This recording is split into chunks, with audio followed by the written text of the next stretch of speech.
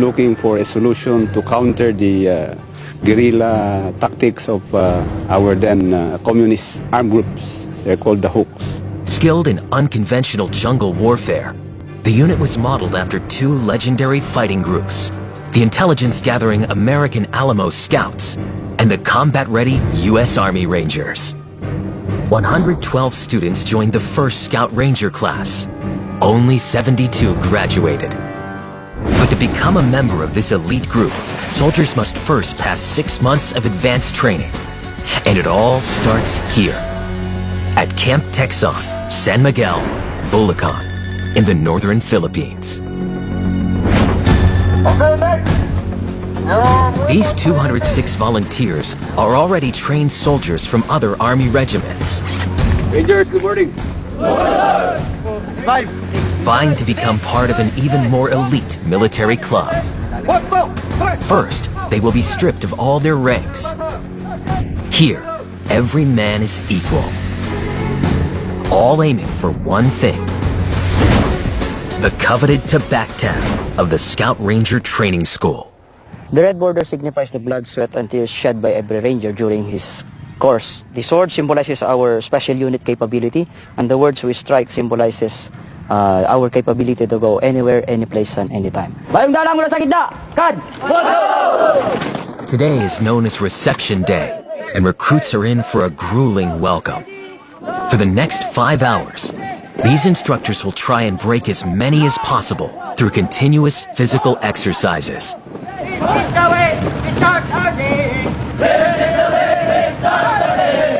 It's not just the instructors who will be brutal.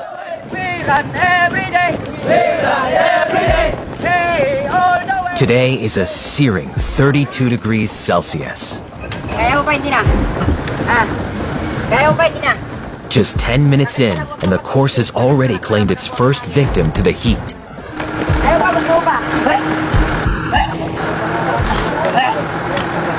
But he's not alone. 4 more recruits have reached their limits.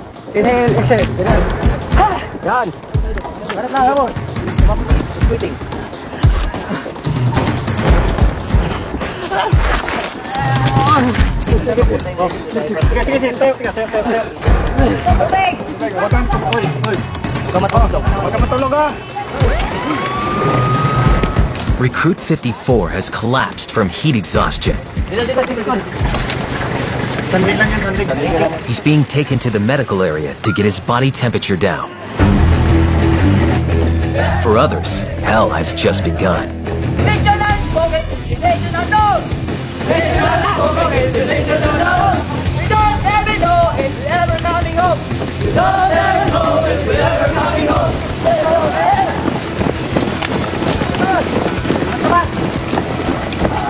The second run sees more recruits drop.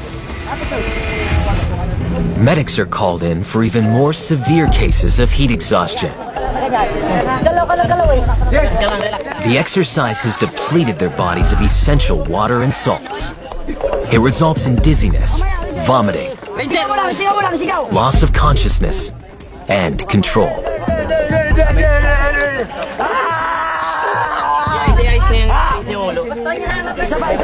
If not treated fast enough, it can develop into heat stroke, a potentially fatal condition. If the condition is already heat stroke, the regulatory mechanisms of the body has already malfunctioned. Ibuksan mo to niya, kasi kinagat niya dila niya. Sagatin mo. Ranger!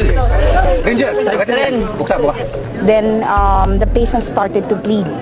That would result to multiple organ failure. Recruits are only allowed up to 72 hours of medical grace from the entire course. If they use up all these hours, they will fail.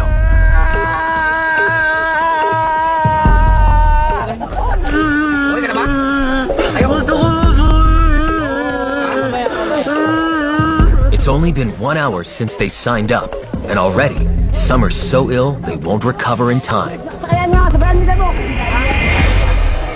Only the strongest will survive.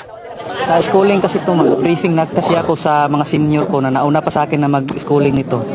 Kung gusto mo talagang makuha ang isang bagay, pagbutihin mo yung kuwan talaga na, yung galing sa puso mo ba na. The next challenge sees them hitting the ground. The unfit or unwilling have no place in the Scout Rangers.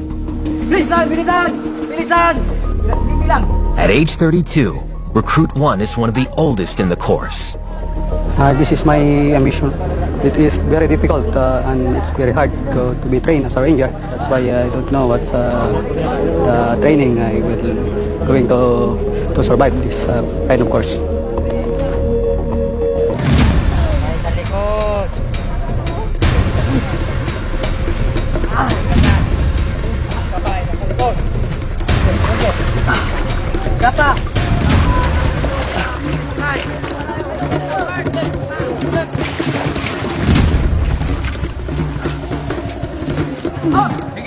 Bigan agad.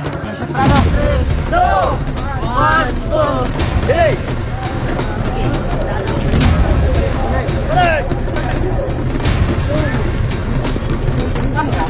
2 hours to go. For those still in the game, the pain is nearly over. Reception has nearly ended. But this last tradition is a hard one to stomach. Chili's. Paano ba? Right now, this is the final phase of our reception rites. We're trying to let them eat the chili pepper and the juice of it.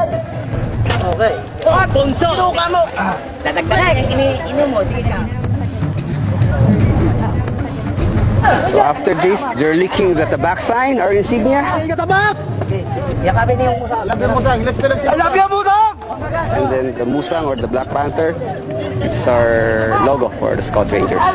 Finally, reception day is over. But disappointment sets in as these recruits realize their Scout Ranger dream is over. Hindi ko na nalaman kung saan ako nag-give up yung katawan ko. Basta nagising na lang ako na parang nahihilo na hindi na nakayanan ng katawan ko. At the end of day 1, the damage is clear. 35 have quit. 171 remain standing. And this is just the beginning.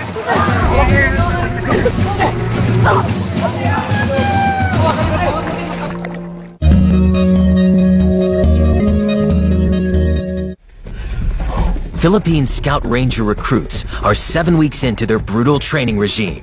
53 have already dropped out. Those who fail to graduate has one thing in common. They easily give up. The battle has been won yet. They already doubt themselves. Once you doubt yourself, definitely you will not finish the course. Pag-exit sa static line, sisigaw ng opera pin. Nakuha! The recruits will test their heads for heights today. They're going to learn to rappel on this 45-foot tower. Request permission to enter the tower at the back, Sergeant! Scout Rangers pride themselves in lightning infiltration and extraction, often from helicopters, into dense jungles. Rangers specialize in jungle warfare. They rappel down mountains, cross rivers, using expedite methods or anything that's available within them. In the jungle, they need to feel comfortable hanging at 100 feet in the air, well under fire. In a battle zone, quick execution of these skills could mean the difference between life and death. Recruits will have to complete 4 crucial forms of rappelling: the seat hip rappel, the lizard rappel, the rundown rappel, and the heli rappel. And then, hawak sa brake. Hit apart. Okay.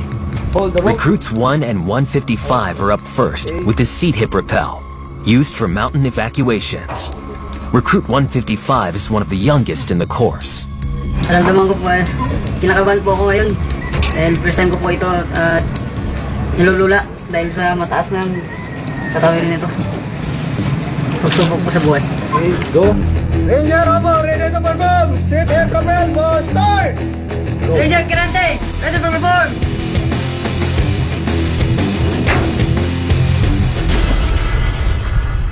The first exercise is cleared. They performed well, even recruit 155. Ito lang yung nagawa namin na medyo kabado hanggang sa ngayon, kabado pa rin.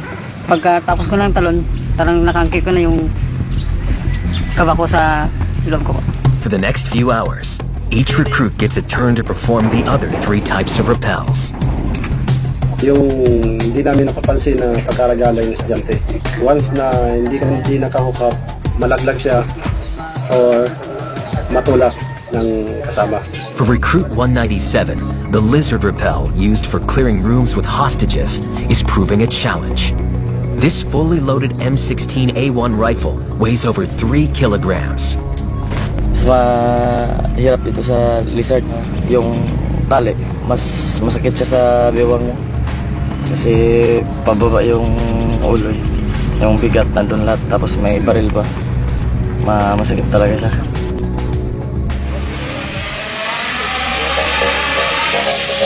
Next, they must conquer the slide for life, a 200-meter flying fox. Ang importante po ng slide for life, kung nag-ooperate tayo, may mga cases na madaanan natin to, lalo na sa mga ilog, malalalim na ilog. It's a 7-second expressway to safety or injury. Kung pagdating mo doon sa taas, paghawak mo ng pulik, pag hindi ka nakagrip, may posibilidad na malalaglag ka dito. Tapos makon yung katawan mo, ma-crack. Not getting it right here won't kill them. Dapat doon sila bumagsak sa kabila dahil for secure. Kung dito kasi, delikado at medyo mababaw na. Sa either may mga bato-bato na dyan. But in the jungle, one mistake could mean death.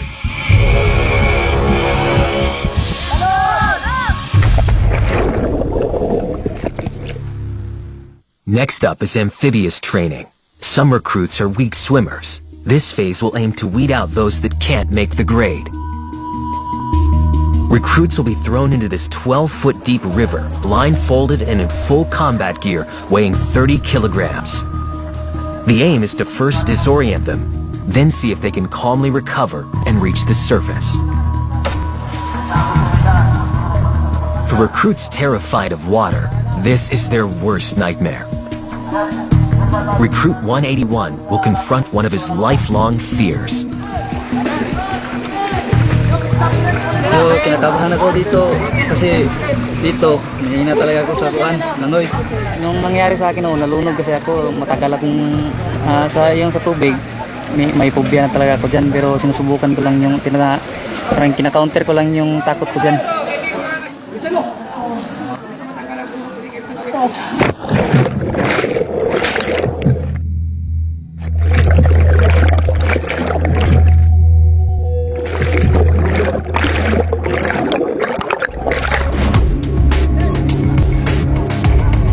Recruit 181 survives this first challenge. But up next is an even tougher one. In small groups, recruits must tread water for 30 minutes in this 5-by-5 meter square. Fresh water has a density lower than salt water, making floating much more difficult.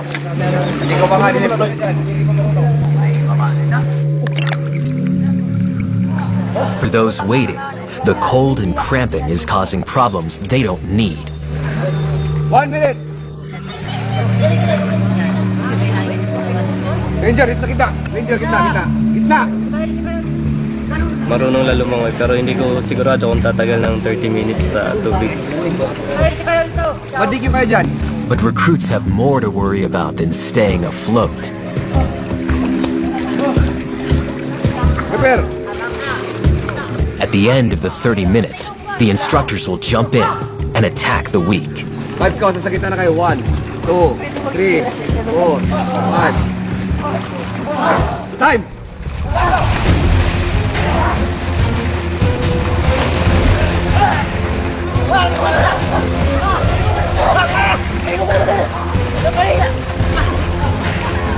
If recruits don't have the energy or aggression to fight back, they could find themselves in deep trouble.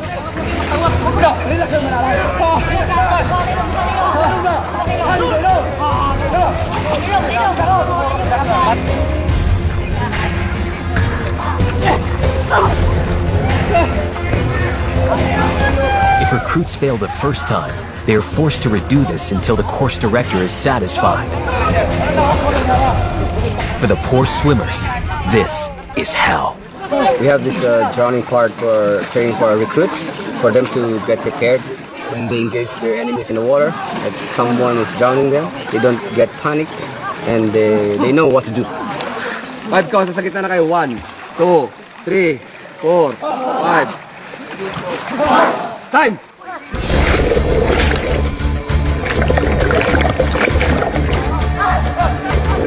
Recruit 199 is in trouble.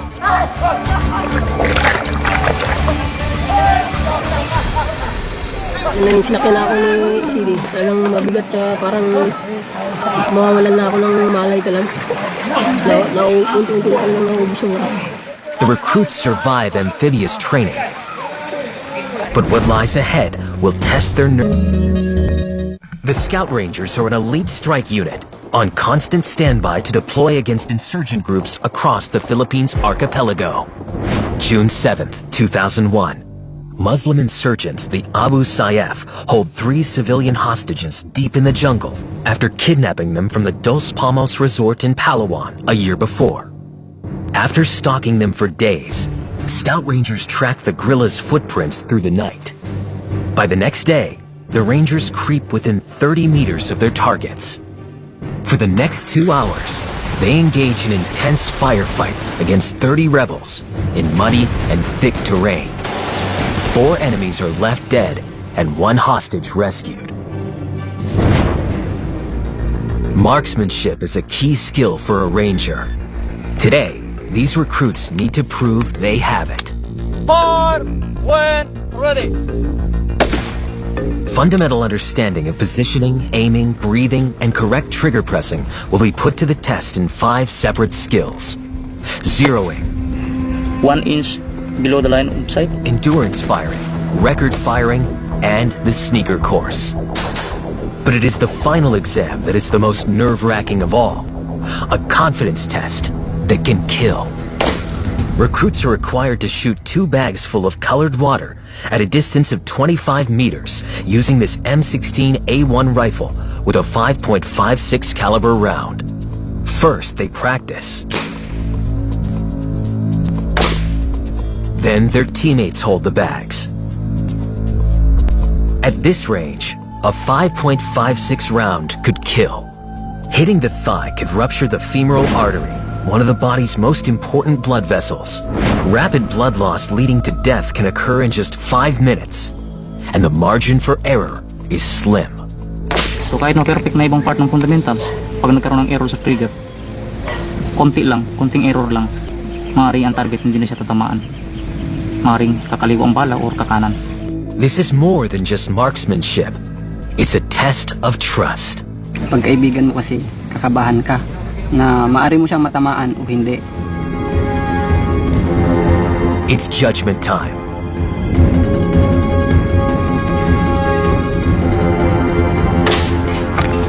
One target down.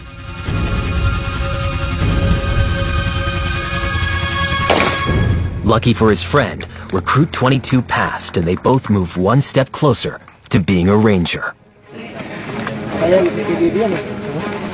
Next, the recruits begin the Heliborn training phase. Scout Rangers can deploy quickly into conflict areas by air. Landing into hostile territory, a helicopter is a big target. These men need to get out as quickly and safely as possible to avoid the helicopter getting hit.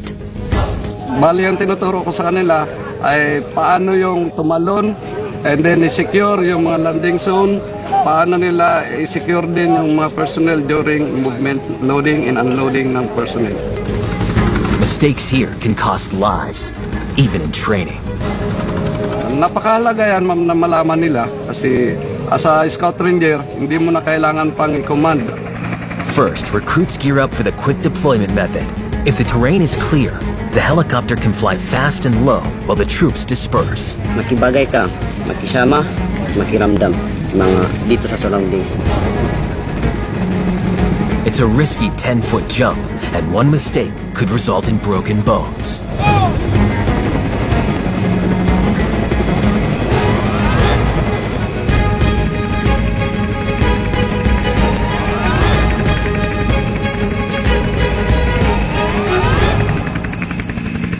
Next, they have an even tougher challenge, heli rappelling.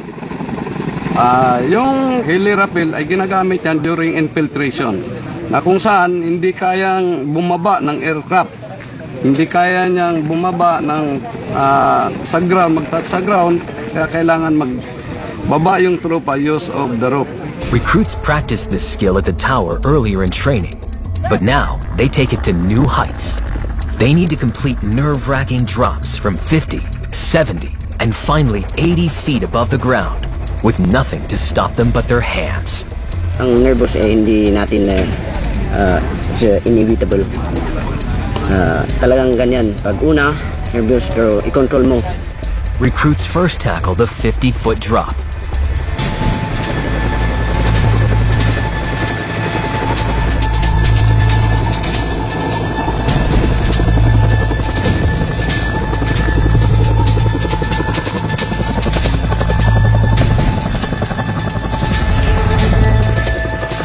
Kung tumalong ka ng siyang beses, paulit-ulit mo nang hanapin.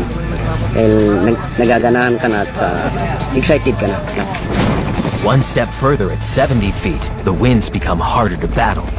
Training is located near the mountainous area, so tendency is for the wind to blow from all directions, making it harder for the pilots to control the aircraft.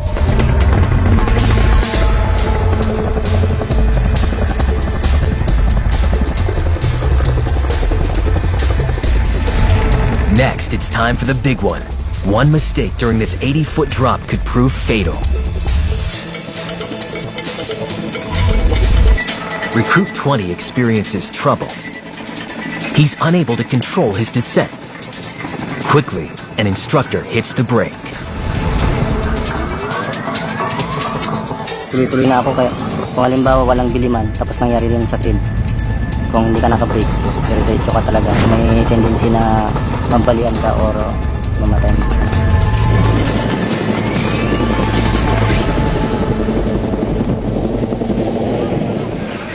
Tomorrow, the recruits will face their toughest challenge yet. 153 recruits remain in the fight to become an elite scout ranger. Today is the beginning of Hell Week. A culmination of everything they've learned put to the test. For the next 6 days, there will be no rest for them. We push the students to the edge, testing their stamina, confidence, psychological toughness. As the day goes by, the test will get tougher. If they fail one part, the recruits will be recycled to the next class or returned to their mother unit. First up is land navigation. Land navigation is very important as a scout ranger. Scout rangers should never get lost in the jungle. If you get lost, you won't be able to accomplish your mission. You will jeopardize your team. The stakes will be high in 3 months' time when these recruits face real enemies. They must prove they can lead the way.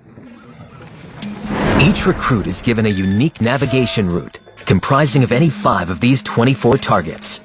The chart contains a set of colors with different corresponding letters. They have to find their way point to point, but no one route is the same for any of these 153 recruits. They have 4 hours to complete the test, and the course could see them covering over 12 kilometers.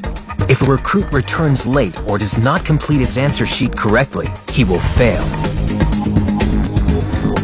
Recruit 8 has reached 3 of his 5 targets in under 2 hours. It's 170 degrees and the distance is 1,100 meters from here. It's my 4th target. Now on to his last destination.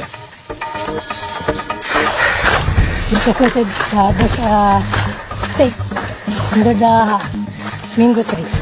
But the directions to this one aren't as straightforward. Ito to, susundin yung bakod na yan. Yan pwede rin sir. Pag ganun, baba.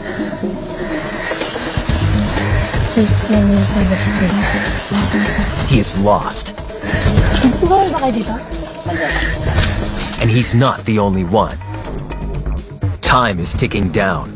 If they don't get back in the next hour, they will fail. And they're a long way from home.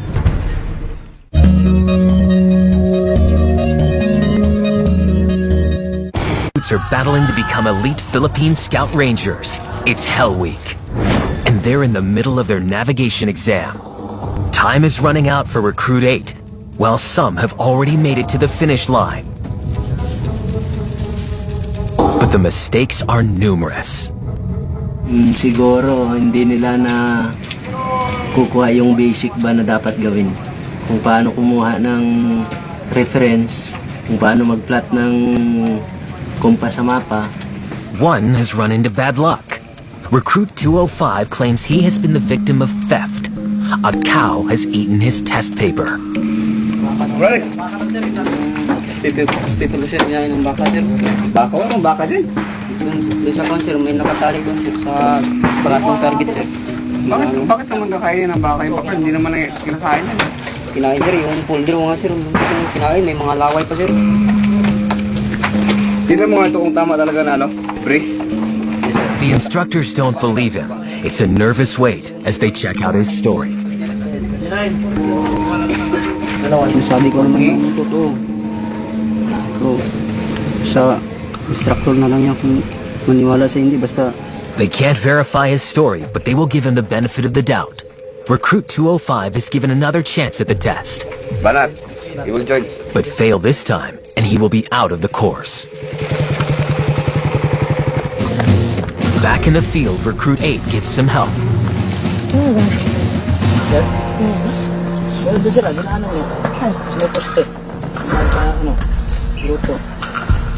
With just 50 minutes to go, his fifth and final station is done. Recruit 8 heads back to the training school to meet his comrades. Recruit 205 returns from his second consecutive test, just in the nick of time. It's the moment of truth. But it's not good news. Sa pag-umpisa pa lang, wala na. Pangalawa, wala din. Ano ba, zero? Wala sir, wala talaga. Hindi talaga tumama. He's failed.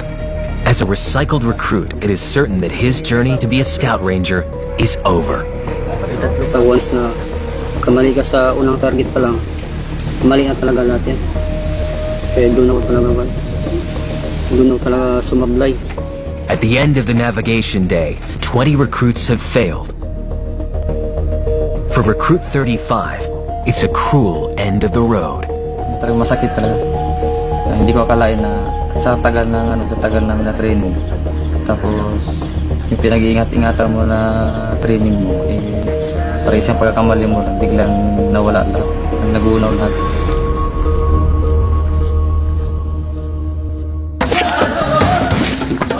But the night is not over for those who remain. The recruits are not allowed to rest. They're kept up all night practicing martial arts.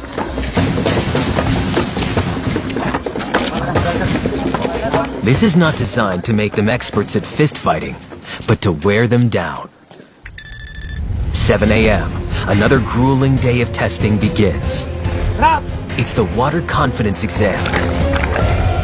Recruits will complete the aptly named Slide for Life. But first, they need to successfully swim across this lake in uniform and combat boots, weighing down the body. Recruit 181 struggled with the earlier swimming tests. But this one is harder. The weaker swimmers panic. Nasa gitna ako ng tubig, halos marami akong nainom na tubig na pumasok sa bunganga ko. Talagang pilit ko pa rin nilulutang yung sarili ko sa taas para makakuha ng hangin. Akala ko hindi ko may susurvive yung langoy. It's Recruit 181's turn. Fail this, and he will be off the course.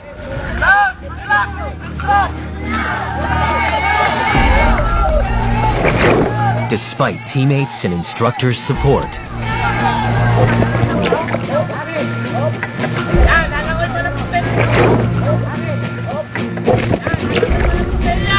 it's not his day. Recruit 181 will be recycled with 16 others who have failed the swim. Diyan, alam ko talaga na hindi talaga ko papasa dyan.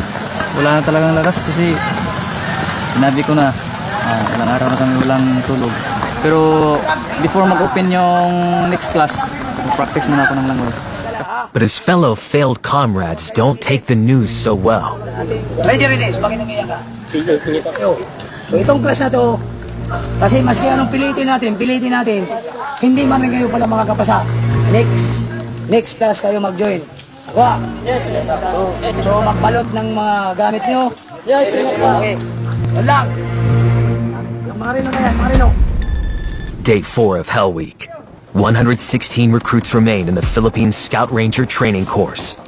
Over 40% of the class have dropped out or failed in the last 2 months. Pagod po yan. Parang yung katawan mo yung bibigay. Kailangan mo yung palakasin mo yung isip mo, stamina mo para masurvive. And with 2 more days of Hell Week, followed by a real operation against real insurgents, the road ahead is long. Miss ko yung mag-ina ko. Mag-ina ko, anak ko. Hope sana na maintindihan nila ang trabaho ko. Malakas pa rin ako. Kaya ko ito i-survive. 4 a.m., recruits have to complete a 24-kilometer rucksack march. They haven't slept in over 100 hours. Medyo pagod pa ang katawan pero kakayanin. Para sa mga mahal sa buhay, isipin na lang na madali na makita yung kwan. Even worse, they will have to carry 35 kilograms of gear on their backs.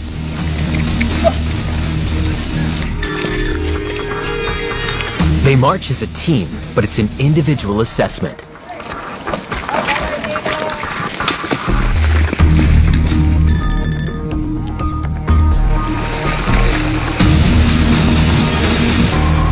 For Recruit 8, it's as much a mental battle as physical pain. Kailangan matapos to. Hindi. Babagsak. Sayang naman yung mga pinaghirapan namin sa 2 buwan.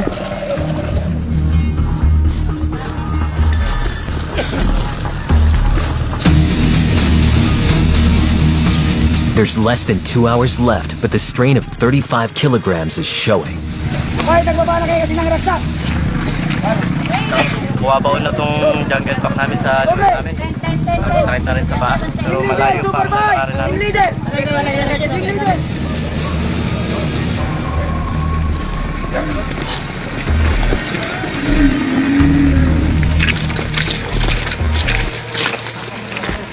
The march comes to a halt. But these exhausted recruits don't know what's coming next. It has all been a ruse.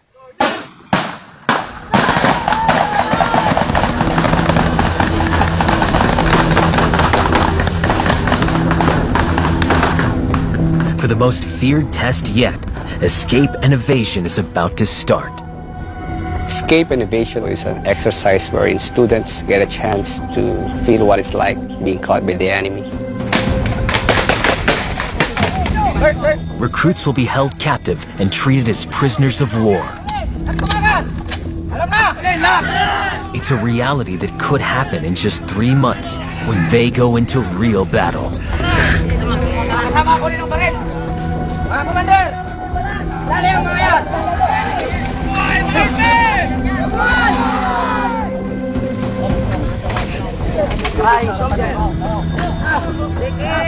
Robbed of their vision, their binds are positioned to maximize pain.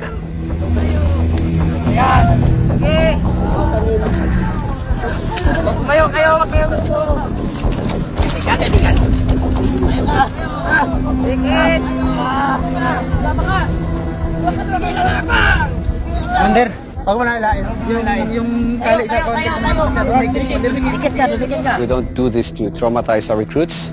We do this to remind them never get caught by the enemy, because the enemy will show no mercy on them, and eventually they'll be killed.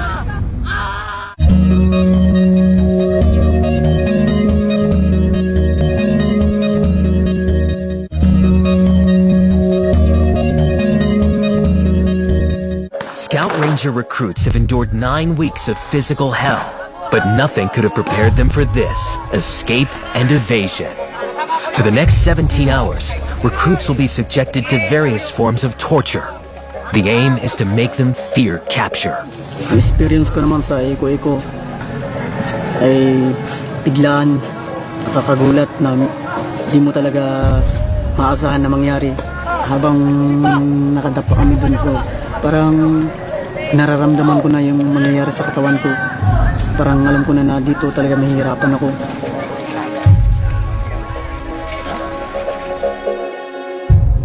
Mamatay ka na lang kaysa mahuli ka pa. Pero talaga sumasagi sa isip mo na kailangan ko talagang tumakbo. Wala na yata, parang papatay na kayo eh. Pero pag doon pa lang nararanasan mo ng sakit, hindi ka na makapag-isip, hindi ka makasurvive doon. For Recruit 2, it's a brutal lesson in survival. I think your loyalty to your country is really being tested. You will realize, or you will give information to the enemy once you experience pain. It's been 12 hours since the recruits were captured. What happens during this time is top secret.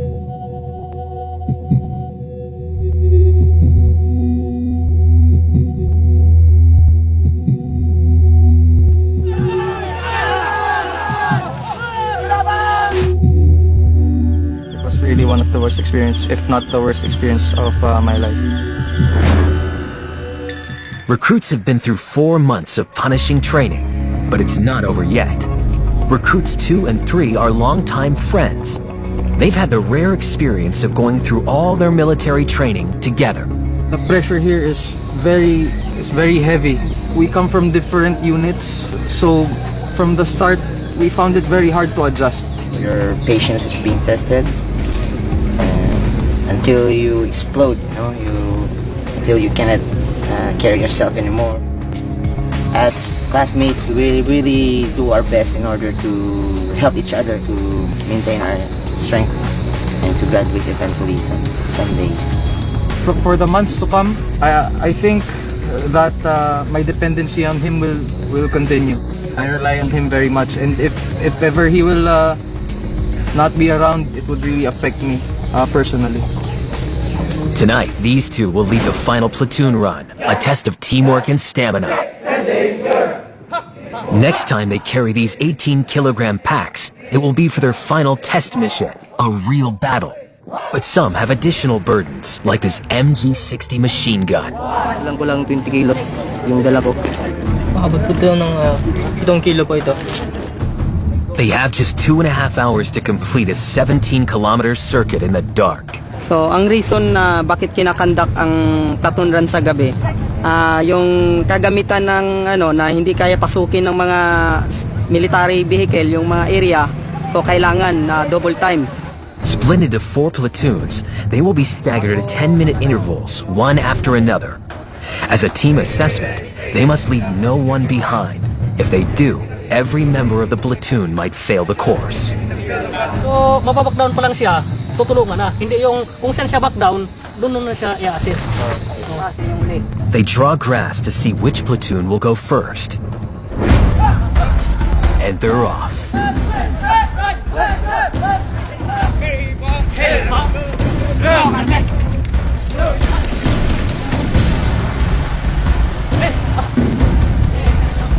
"60 minutes into the run. So far, so good."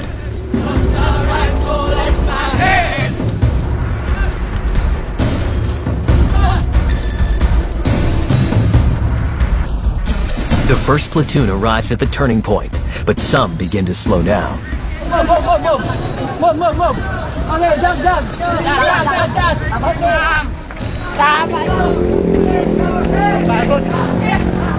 Pero kakayanin namin to. Ito lang, kaya ba?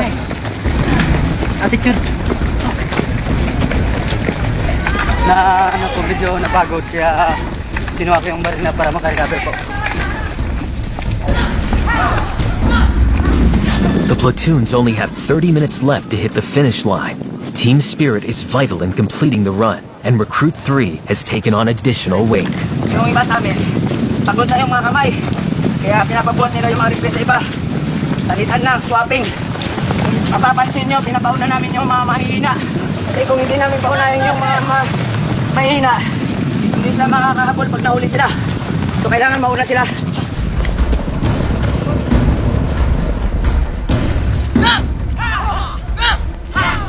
Ayan!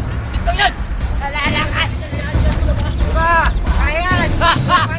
Walang sense! Grabe doon!